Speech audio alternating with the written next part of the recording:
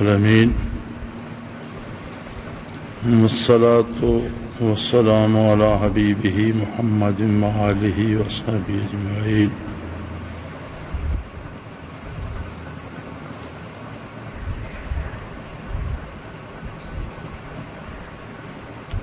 اعوذ باللہ من الشیطان الرجیم. بسم اللہ الرحمن الرحیم.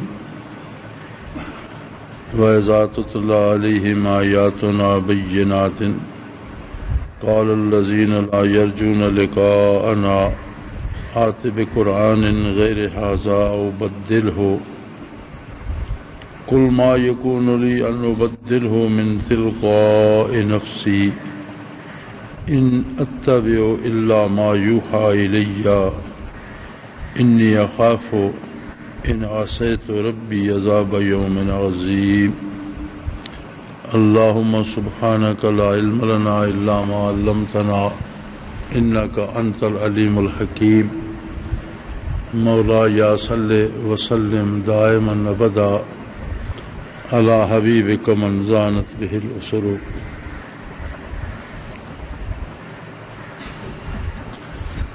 دار دنیا میں یار بہت زیادہ ایسی گھوم رہا ہے یا اکی آواز بند کر چھوڑیں دے یا تو کون کے تھیں گھوم.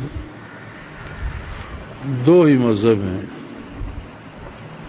دو ہی طریقے ہیں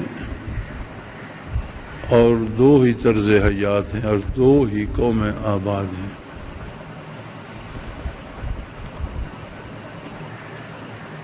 آقا نامدار صلی اللہ تعالی علیہ وآلہ آلہ وسلم کی بعثت ساری انسانیت کے لیے تھی اور آپ کی بعثت عالی کے بعد انسانیت دو دھڑوں میں بٹ گئی. ایک وہ جنہیں نور ایمان نصیب ہوا، مسلمان اور مومن کہلائے. دوسرے وہ جنہوں نے انکار کر دیا اور کافر کہلائے.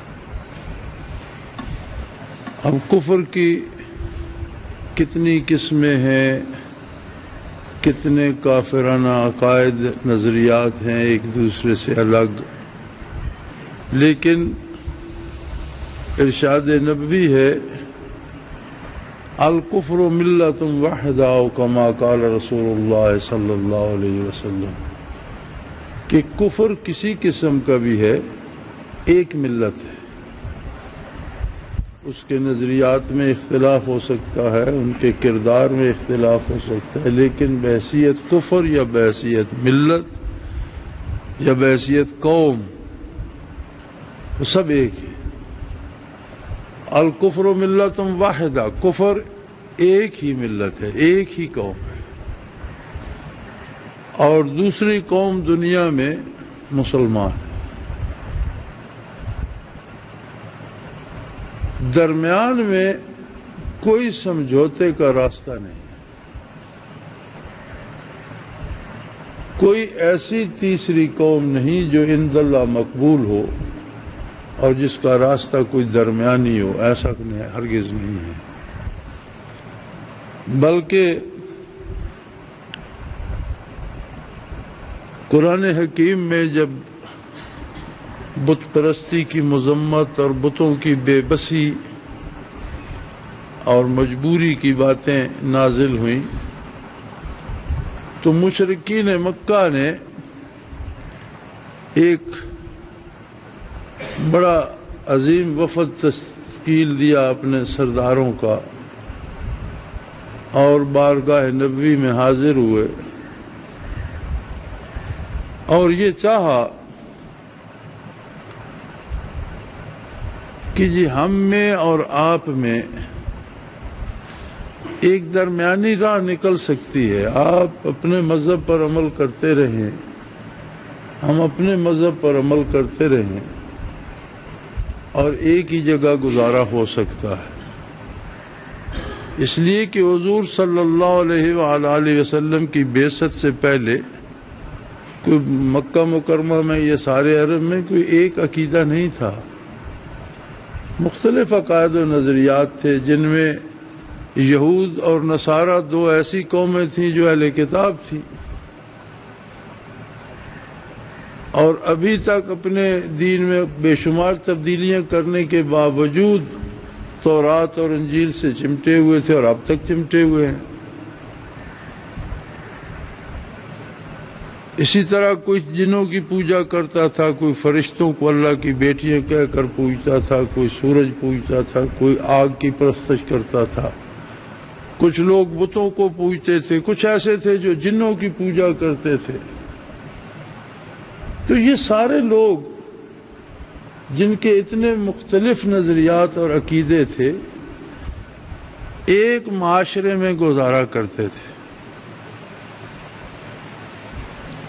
ایک طرح کا ان کا نظام تھا، ایک طرح کا قانون آئین و دستور تھا، اس میں وہ ایک دوسرے کی بات قبول کرتے تھے۔ اسلام جب آیا تو اسلام نے باتوں کو دو حصوں میں تقسیم کر دیا کہ یہ حق ہے اور یہ باطل ہے۔ باطل کو قبول کرنے سے انکار کر دیا۔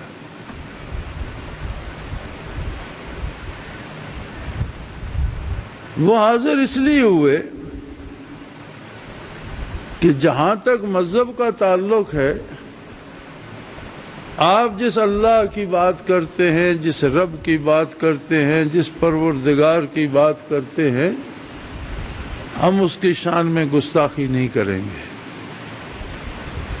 آپ اور آپ کے پیروکار اس کی عبادت کریں، ہم اس میں رکاوٹ نہیں ڈالیں گے۔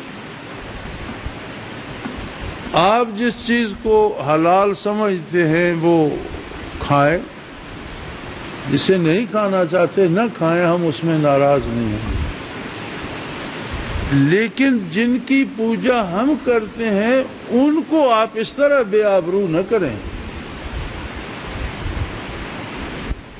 جنہیں ہم نے اپنا معبود مانا ہوا ہے، آپ یکسر کہیں کہ یہ مکھی بھی نہیں اڑا سکتے تو یہ تو ان کی توہین ہے۔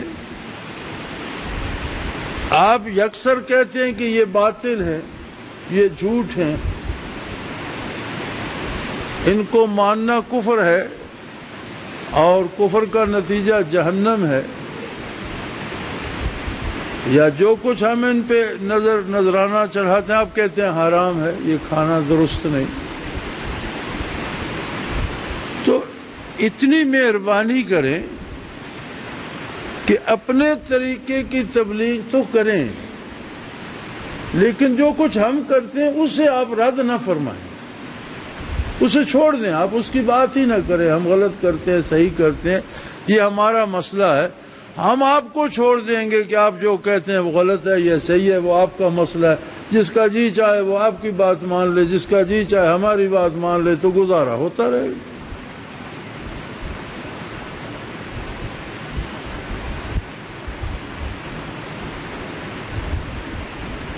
رب جلیل نے اس کا جواب ارشاد فرمایا،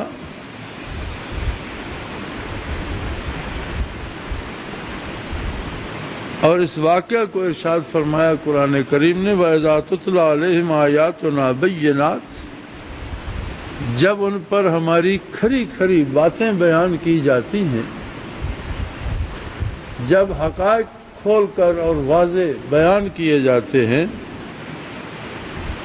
قال الذين لا يرجون لقاءنا آت بقرآن غیر ھذا، تو جن کا اس بات پہ ایمان نہیں ہے کہ انہیں واپس ہماری بارگاہ میں حاضر ہونا ہے، وہ کہتے ہیں کوئی اور قرآن لائیے، یہ باتیں مت کیجیے، اس طرح کی باتیں ہمیں نہ سنائیے، اور کوئی قرآن لائیے، یا اس قرآن میں او بدل ہو، یا اس میں تبدیلی کیجیے۔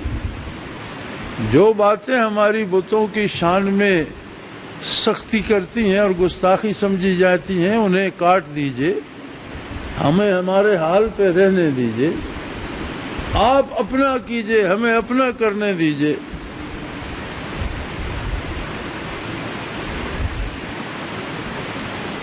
تو ارشاد باری ہوا قل ما یکون لی ان ابدل من تلقاء نفسی، اے میرے حبیب انہیں کھول کر بتا دیجئے کہ میں اس میں اپنی طرف سے کوئی تبدیلی نہیں کر سکتا، تمہارا سمجھوتا رہے نہ رہے، تم برداشت کرو نہ کرو، تم آرام سے رہو یا لڑائی کرو، تم ہمیں مکہ میں رہنے دو یا شہر سے نکال دو، کچھ بھی ہو جائے، جو کچھ قرآن میں نازل ہوتا ہے وہ مجھے بیان کرنا ہے، یہ میری ذمہ داری ہے، میں اللہ کا رسول ہوں، جو اللہ کا فرمان ہوگا وہ میں بیان کروں گا، اور اس میں تبدیلی کرنا میرے اختیار میں نہیں۔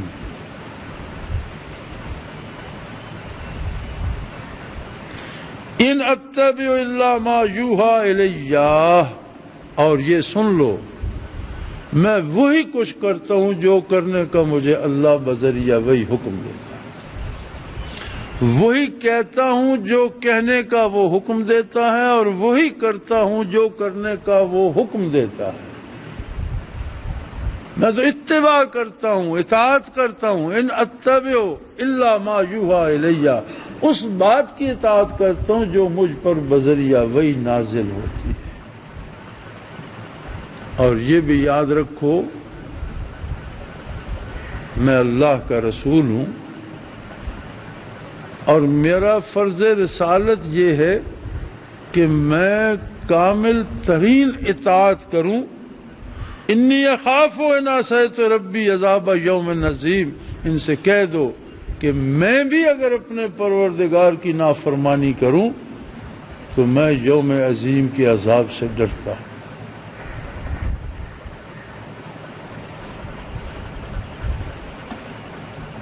اللہ اللہ وہ ہستی جس کی شفاعت کے بھروسے پہ پورا عالم اسلام آدم علیہ نبینا علیہ الصلوۃ والسلام سے لے کر قیامت تک آنے والے ہر مسلمان، ہر امتی، ہر نبی کی نظر ہے۔ ایک حدیث میں حضور ارشاد فرماتے ہیں کہ میدان حشر کی شدت، تپش اور غضب سے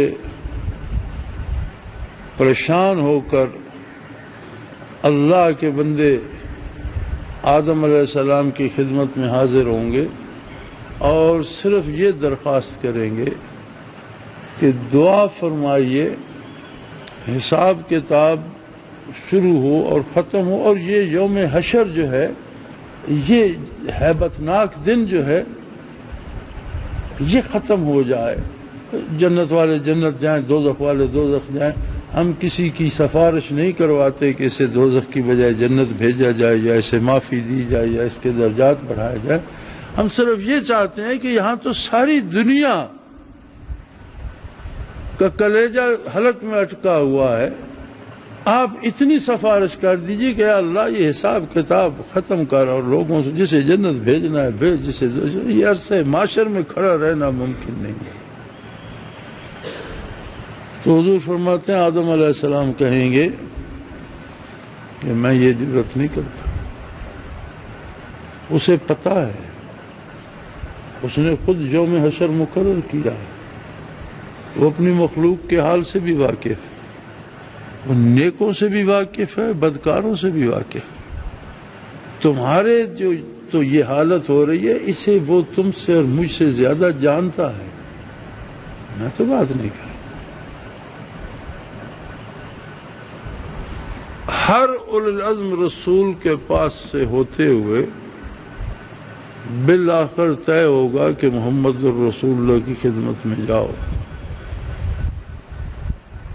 آج کوئی دم نہیں مارے گا، کوئی نبی، کوئی رسول یہ تک دعا کرنے کو تیار نہیں ہے اور اتنی جرت نہیں کر رہا کہ اللہ یہ حساب کتاب لے اور عرصے معاشر کو ختم کر، بھیج جسے جنت بھیجنا ہے، جسے دوزخ جانا ہے جائے۔ اور یہ جو مخلوق یہاں انتظار کی اس میں تڑپ رہی ہے اور لرز رہی ہے اور ڈر رہی ہے، تو یہ انتظار کی گھڑیاں تو ختم ہوں۔ کوئی نبی، کوئی اولو العزم رسول سب انکار کر دیں گے۔ تو کیا کیا جائے؟ تو فرمائیں گے محمد رسول اللہ کی خدمت میں جاؤ۔ حضور فرماتے ہیں لوگ میرے پاس حاضر ہوں گے یہی درخواست لے کر۔ تو آپ صلی اللہ علیہ وسلم فرماتے ہیں کہ میں سجدے میں گر جاؤں گا اور مجھے وہ کلمات تعلیم کیے جائیں گے جو اس سے پہلے مجھے نہیں آتے، اور ان کلمات سے میں دعا کروں گا، تب جا کر لوگوں کا حساب کتاب شروع ہوگا۔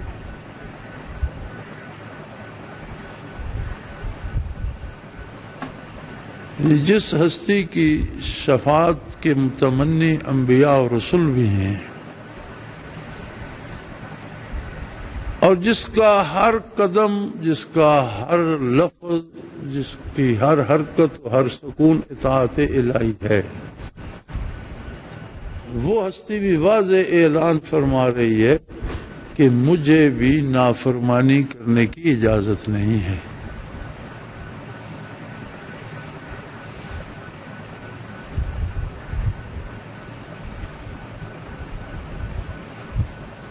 میں یہ سمجھتا ہوں کہ اسلام کو سمجھنے کے لیے یہ ایک آیت کافی ہے کہ جو لا الہ الا اللہ محمد الرسول اللہ کہتا ہے، اس کے پاس اس کی اپنا اختیار اور اس کی اپنی پسند باقی نہیں رہتی۔ پھر اسے وہی کرنا ہے جو اللہ کا حکم ہے، جو اللہ کے نبی کا طریقہ ہے، جو اللہ کے نبی کا فرمان ہے۔ اللہ اور اللہ کے رسول کی اطاعت سے باہر نکل کر کچھ سوچے تو وہ اسلام نہیں۔ ہر وہ قدم جو سنت کے خلاف ہوگا، ہر وہ عمل جو حضور کی اطاعت کے خلاف ہوگا، ہر وہ رسم جو قرآنی احکام اور سنت نبوی کے خلاف ہوگی، اس پر آپ کتنی خوشبوئیں چھڑکتے رہیں، اس پر آپ کتنے غلاف چڑھاتے رہیں، اس پر آپ کتنا تقدس نچھاور کرتے رہیں، لیکن وہ عذاب کا سبب بنے گی۔ یہاں تک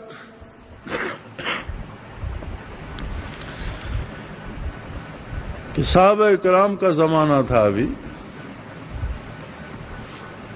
عید کے دن حضرت علی کرم اللہ وجہ الکریم عیدگاہ تشریف لے گئے تو لوگ پہلے پہنچنا شروع ہو جاتے ہیں، عید کی نماز سے انتظار کرنے لگ جاتے ہیں کہ پہلے آگے۔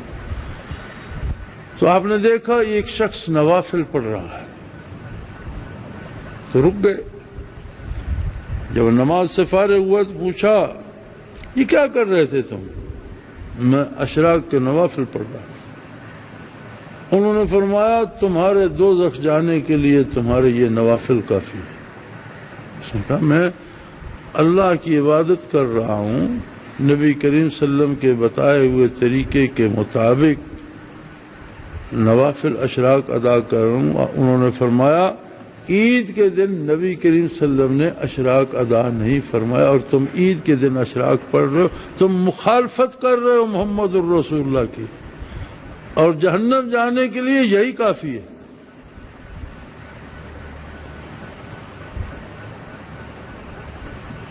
کوئی ہے ایسا دنیا میں جو کہے کہ میرے پاس تو فرصت ہوتی ہے تو فجر کی صرف 2 فرض کیوں، میں تو 4 پڑھ لوں گا۔ 2 کے 4 پڑھے گا تو 2 بھی نہیں ہوں گے، اور 4 پڑھنے کا جرم الگ ہوگا، اور شاید بلکہ یقیناً سزا یہ تجویز ہو کہ یہ مسلمان نہیں ہے، اپنی مرضی سے ایک حکم بنا رہا ہے۔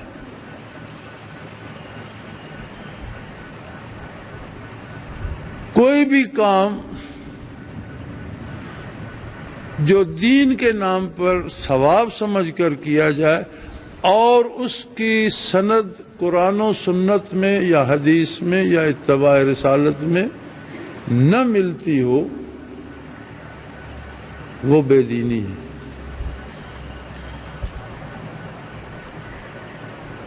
اسی کو بدعت کہتے ہیں۔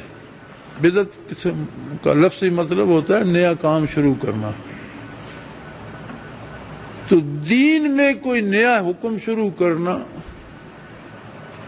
کہنا جی یہ عبادت ہے اور وہ عبادت حضور علیہ السلام نے نہ بتائی ہو، صحابہ نے نہ بتائی ہو، سلف صالحین سے ثابت نہ ہو، قرآن و سنت میں ثابت نہ ہو، اور اسے عبادت کہا جائے۔ فرمایا کل بدعۃ ضلالہ، ایسا ہر کام گمراہی ہے، وکل ضلالۃ فی النار، اور ہر گمراہی جہنم میں جائے۔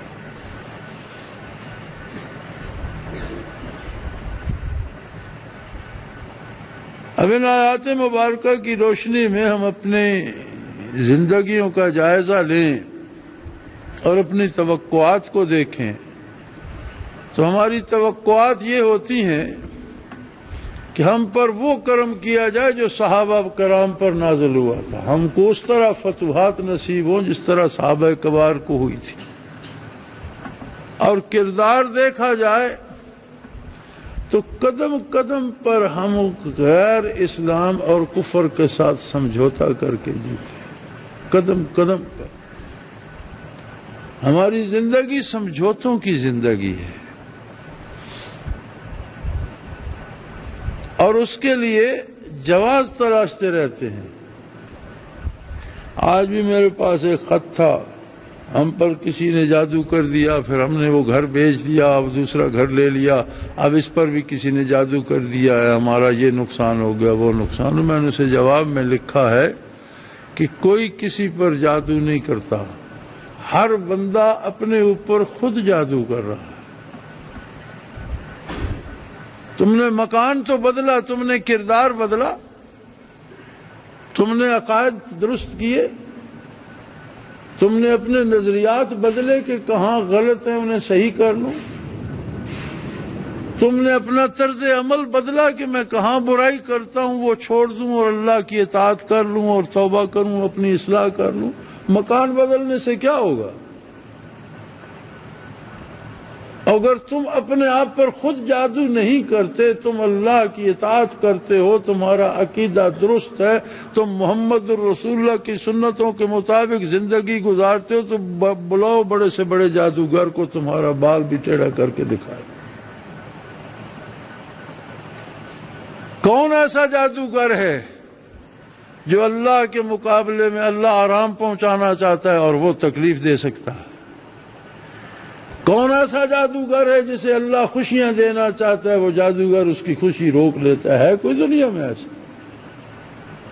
میں نے کہا کوئی جادو نہیں کر رہا کسی پر، ہم خود اپنے آپ پہ جادو کرتے ہیں، ہم خود برائی کرتے ہیں، ہم خود نظریات ہمارے تباہ ہو چکے ہیں، ہمیں عقائد تک کا پتہ نہیں۔ میں پنڈی تھا اس بیماری میں، میڈیکل کالج کا پروفیسر مجھے بتا رہا تھا کہ ہمارے پاس جو بچیاں بچے میڈیکل کالج میں پڑھ رہے ہیں، چوتھے پانچویں سال میں ڈاکٹر بننے والے ہیں، ان سے پوچھا جائے کہ حضرت محمد صلی اللہ علیہ وسلم کون تھے تو وہ کہتے ہیں ہم نہیں جانتے، ہم جانتے ہی نہیں۔ ماننا تو بات کی بات ہے، وہ ہے مسلمان ہیں، ہمارے میرے آپ کے بچے ہیں۔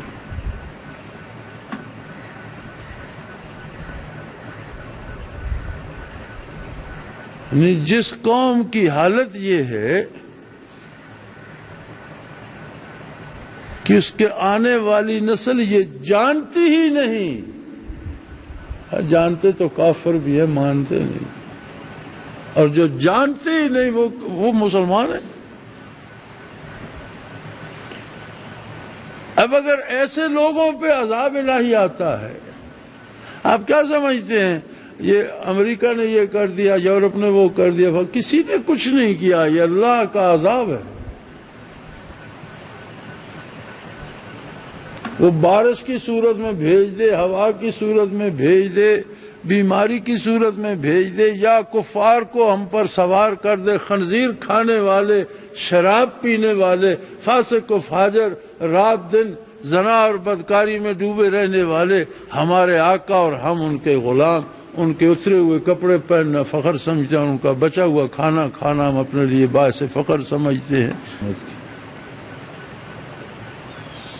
کیسی مسلمانی ہے جسے ہم چمٹے ہوئے ہیں؟ اور اس کردار کے ساتھ جب ہم پہ کوئی گرفت آتی ہے، جب ہمیں جوتے پڑتے ہیں، اور یہ تو اس کا کرم ہے، الحمدللہ یہ تو اس کا کرم ہے کہ پھر بھی توبہ کا دروازہ بھی اس نے بند نہیں کیا،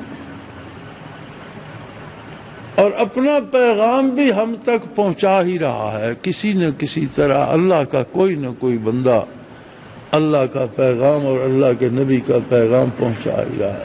یہ بھی اس کا کرم ہے کہ اس نے یہ راستے بند نہیں کر دیے کہ تم اس قابل ہی نہیں ہو کہ تمہارے کانوں میں اذان کی آواز پڑے، تم اس قابل ہی نہیں ہو کہ تمہارے سامنے میرا نام لیا جائے۔ تو میرے بھائی، کوشش کرو کہ زندگی کے ہر لمحے کو حضور اکرم صلی اللہ علیہ وسلم کی غلامی میں ڈھال لیں۔ انسانی کمزوریاں اپنی جگہ، بندے سے نہیں ہو سکتا یہ الگ بات ہے، لیکن اس کی نیت اور اس کا ارادہ تو ہو کہ میں کروں گا ایسا ہی جیسا مجھے حضور نے کرنے کا حکم دیا ہے۔ کم از کم بندے کا اپنا جو ارادہ، اس کی جو خواہش، اس کی جو رضا، اس کی جو پسند، جو خوشی ہو، وہ تو یہ ہو کہ مجھے اللہ و اللہ کے حبیب صلی اللہ علیہ وسلم کی غلامی کرنا ہے۔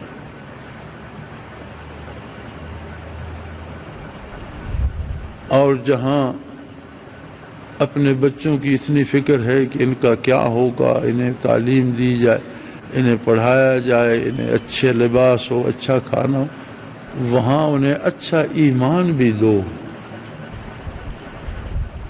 کہ انہیں پال پوس کر جہنم کا ایندھن بنانے کا کیا فائدہ۔ سب سے بھلا چاہنے والا اولاد کا وہ ہے جو اس کے لیے صحیح ایمان اور اچھے کردار کی بھی کوشش کرے۔ زندگی سب سے زیادہ بے بھروسہ چیز ہے۔ کوئی بھی لمحہ کسی کے لیے بھی آخری لمحہ ثابت ہو سکتا ہے، کسی کے پاس کوئی ضمانت نہیں۔ اس لیے ہر لمحے کو توبہ سے مزین رکھو، درود شریف پڑھا کرو، اور جتنا زیادہ پڑھ سکو پڑھا کرو۔ اطاعت کی توفیق نصیب ہوتی ہے اس سے، اور گناہ معاف ہوتے ہیں۔ اصلاح کی طلب بڑھتی ہے، توفیق عمل نصیب ہوتی ہے۔ اللہ سے استغفار کیا کرو کہ وہ بہتر بخشنے والا ہے، اور اپنی نگاہیں آخرت پر رکھو تو دنیا اور آخرت دونوں ملیں گی، اور جو آخرت کو چھوڑ کر صرف دنیا کے پیچھے بھاگیں گے، آخرت تو انہوں نے چھوڑ ہی دی، دنیا ملے گی نہیں۔ بھاگتے بھاگتے ٹانگے کے گھوڑے کی طرح دم توڑ جائیں گے۔ اللہ کریم توفیق عمل عطا فرمائے، ہمارے گناہوں سے درگزر فرمائے، اور ہمیں ٹوٹی پھوٹی نیکیاں قبول فرمائے۔ وآخر دعوانا الحمدللہ رب العالمین۔